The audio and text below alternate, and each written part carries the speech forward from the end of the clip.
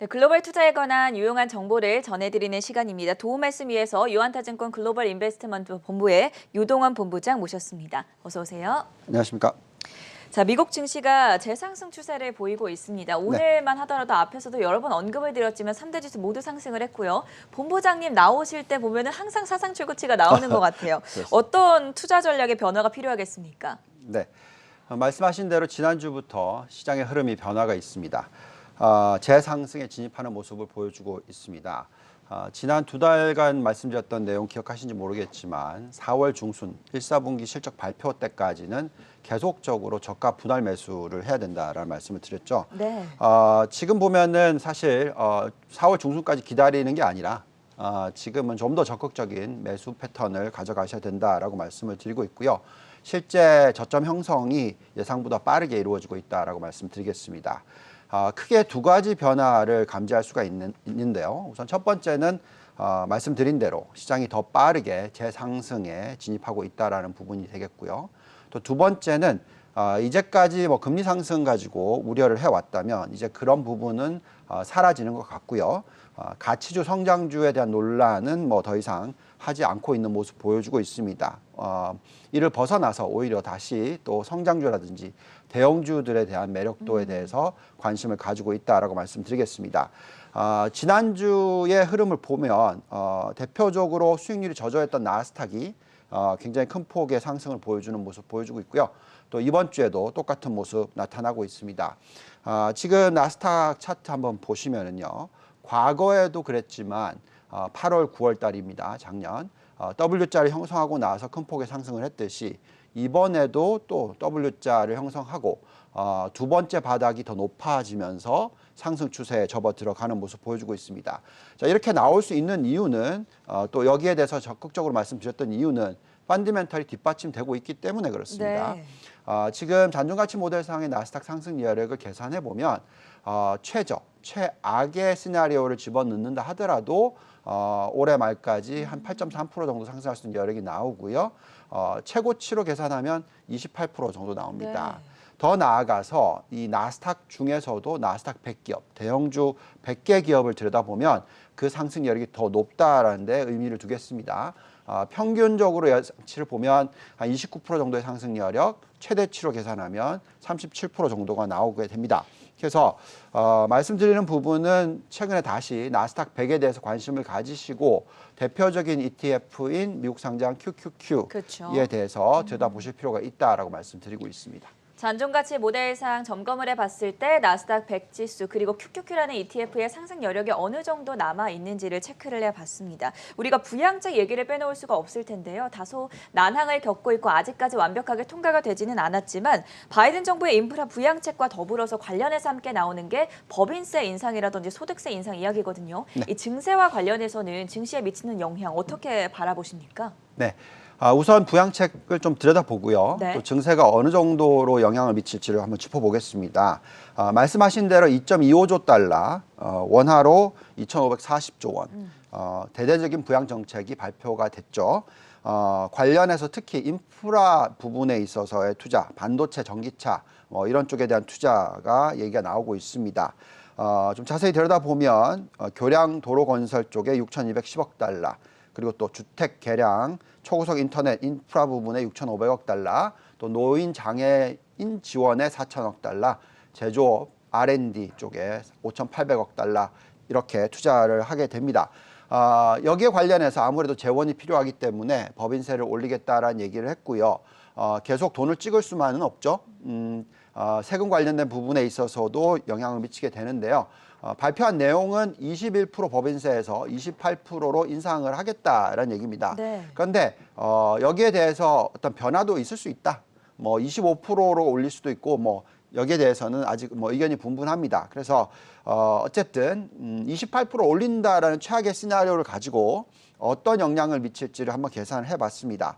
자, 그럼 S&P 500에 미치는 영향을 계산해 보니까요. 지금 현재 S&P 500의 상승 여력이 약 한 9% 정도 된다면 법인세를 28% 적용하게 되면 상승 여력이 마이너스 2.5%로 떨어집니다. 그런데 나스닥을 보시면 워낙 상승 여력이 높다 보니까 떨어지기는 떨어지는데 그래도 13.3%의 상승 여력이 남아있다라고 나오고요. 네. 나스닥 100은 더 많은 상승 여력인 17.3% 정도가 남아있다라고 나옵니다. 물론 이 하락폭이 훨씬 더 커집니다.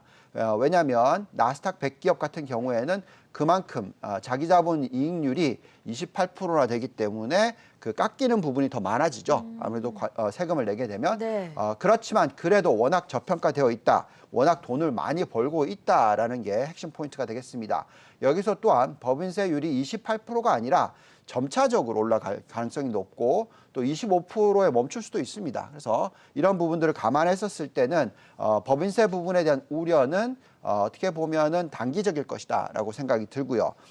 그럼 이 2.25조 달러의 부양책이 어떤 업종에 효과를 가지고 올지를 저희가 들여다봤더니 향후 첫 번째는 전기차, 두 번째는 제조업, 또 신규 고용 이노베이션 부분에 있어서의 어떤 투자들 또 인프라 네. 건설 등이 들어가다 보니까 여러 가지 업종들에 대해서 영향을 미치게 됩니다. 그래서 우리가 지금 지난주에도 계속 말씀드리고 있고 이번 주에도 계속 말씀드리고 있는 부분은 대표적으로 5개 업종에 대해서 관심을 가셔야 된다고 말씀드리고 있는데 첫 번째가 반도체 장비, 두 번째가 전기차, 신재생 에너지, 세 번째가 바이오 산업, 네 번째가 산업재, 다섯 번째가 필수 소비재로 이 관련된 업종들에 대한 투자를 적극적으로 하셔야 된다 말씀드리고 있습니다. 방금 언급해 주신 업종들에 대해서 투자를 하려면 우리가 ETF를 또 빼놓을 수가 없을 텐데요. 그 부분도 함께 설명해 주시죠. 네. 자, 2.25조 달러 뭐 금액으로 따지면은요. 미국 GDP의 12%나 됩니다. 그렇기 때문에 워낙 큰 비중이기 때문에 네. 여기에 대해서 당연히 수혜를 받을 수밖에 없다라고 생각이 드는 업종들에 대해서 우리가 또 ETF들을 다 집어넣고 모델을 돌려보니까 상승 여력이 높은 ETF 30개를 뽑아봤었을 때 상대적으로 아까 말씀드렸던 그 5개 업종의 매력도가 상당히 높다라고 나타납니다. 자, 한번 보시면은 대표적으로 순서를 좀 보시면은요. 반도체나 태양광, 바이오 헬스케어, 전기차, 신재생 에너지, 원자력, 산업재 이렇게 탑 10개가 보시면은 우리가 말씀드린 쪽에 초점을 맞출 수밖에 없는 그런 상황입니다. 뭐 TAN, SOX, SMH, IBB, XLV, LIT, PBD, QCLN, NLR, BIS 여기에 이제 저기에는 없습니다만 필수 소비재 쪽도 관심을 가지실 필요가 있다. XLP 정도 됩니다. 그래서 이렇게 대표적으로 5개 업종 다시 한번 말씀을 드리면 반도체 장비, 전기차, 신재생 에너지, 바이오, 헬스케어, 산업재, 필수 소비재 네. 여기에 관심 가지실 필요 있다 말씀드리겠습니다. 제가 본부장님이랑 꽤 오랫동안 방송을 하고 있는데 작년 후반으로 기억을 합니다. 중소형주 중심의 투자를 같이 좀 포트폴리오를 가지고 가자라고 조언을 해주셨었는데 최근에 그 생각이 바뀌셨다고 해요. 이유를 어디서 찾아볼 수 있겠습니까? 네. 자, 지난해 9월 말이었죠. 네. 저희가 이제 적극적으로 중소형주 투자가 필요하다라고 말씀을 드렸습니다. 그래서 미국 투자에 있어서 전체 포트폴리오 중에서 적어도 10% 정도는 중소형주를 추종하는 ETF, 그렇죠. IWM 그리고 또 가치주 ETF, IWN에 대해서 투자를 적극적으로 하셔야 된다라는 말씀을 드렸었습니다. 그때 봤었을 때 워낙 상승 여력이 높게 나왔었고요. 네. 또한 부양책 관련해서 바이든 정부가 들었을지는 모르겠으나 어쨌든 K자 회복에서 중소형주에 대한 부양책이 적극적으로 필요하다라고 얘기를 했었고 그런 부분들이 들어올 거다라는 얘기를 해드렸기 때문에 여기에 관심을 가지시라고 말씀드렸습니다. 여기 차트에 나와 있듯이 그때 추천 이후에 IWM 같은 경우에는 65.6%나 상승을 했습니다. 그리고 또 IWN이라는 ETF가 있어요. 네. 가치주 위주의 ETF죠. 보시면은 81.6%나 상승을 했습니다. 자, 그래서 사실 너무 많이 올랐기 때문에 네. 그렇기 때문에 어느 정도 좀 차익 실현이 필요하다는 말씀을 드리겠고요. 또한 최근에 이 러셀 2000 종목들에 대한 변화가 좀 있었어서 네. 아무래도 이제 중소기업들이 많이 포함이 되다 보니까 지수의 변동이 생기면 밸류에이션 매력도가 떨어질 수도 있어요. 그래서 우리가 잔존가치 모델상으로 들여다봤더니 상승 여력이 좀 떨어지긴 했습니다. IWM의 이 매력도를 보니까 최고의 베스트 케이스를 봤었을 때 한 16% 정도 상승 여력, 근데 최악의 시나리오로 계산하면은 IWM에 대한 매력도는 없다. 이렇게 나오고요. 다만 계속 말씀을 드리고 있는 부분인데 가능하면 IWN, 그러니까 가치주 위주의 중소형주 투자는 그 의미가 있다고 말씀을 드리고 있고요.